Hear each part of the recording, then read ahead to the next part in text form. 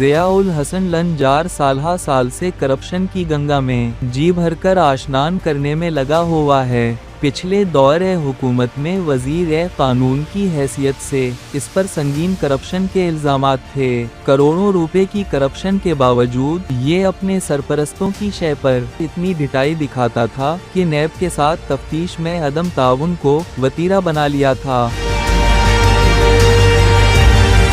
NAB حکام corruption معاملات کی تحقیقات کے لیے ایس کے پیچھے لگے رہتے تھے، لیکن یہ انہیں کسی خاطر میں نہیں لاتا تھا۔ اس پر سندھ ہائی کورٹ کی جانب سے ضیاء لنجار کو کرپشن الزامات پر نیب میں پیش ہونے اور تعاون کرنے کا حکم دیا گیا تھا۔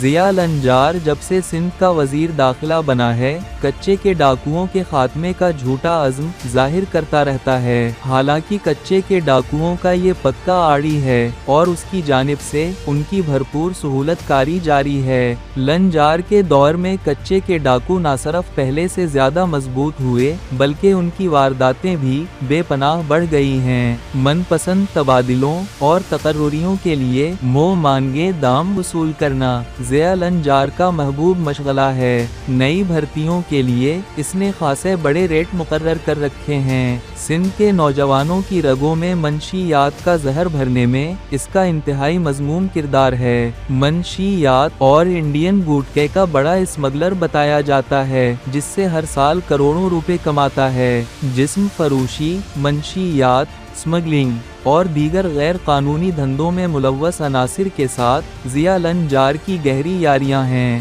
ضیاء لنجار ان کے دھندوں میں سہولت کاری اور آنکھیں بند رکھنے کے بدلے جی کھول کر مال وصول کرتا ہے۔ قومی دھارے سے باہر باغی قوم پرستوں کے ساتھ اس کی خوب گاڑھی چھنتی ہے۔ ان کے احتجاجوں اور دھرنوں کو ضیاء لنجار کی خاموش حمایت حاصل ہوتی ہے۔ انہی کے ساتھ مل کر اس نے ہمدردیاں سمیٹنے کے لیے گزشتہ دنوں اپنے گھر پر حملے کا جھوٹا ڈرامہ رچایا۔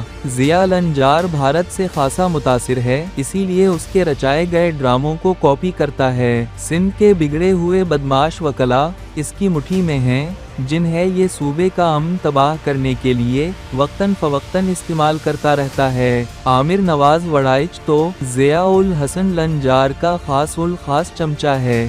ضیاء لنجار کے اشارے پر یہ دھرنوں اور احتجاجوں کا ڈول ڈالتا ہے اور اس مد میں آنے والے تمام تر اخراجات بھی وزیر داخلہ سندھ ہی ادا کرتا ہے۔ سندھ بھر میں زمینوں پر قبضوں کے حوالے سے بھی ضیاء لنجار خاصا بدنام ہے۔ ضیاء لنجار سالہ سال سے منی لانڈرنگ کر کے اپنی حرام کمائی سے بیرون ممالک جائیدادیں بنا رہا ہے۔ ضیاء الحسن لنجار سندھ اور اس کے عوام کا مجرم ہے، اس کا کڑا احتساب ضروری ہے۔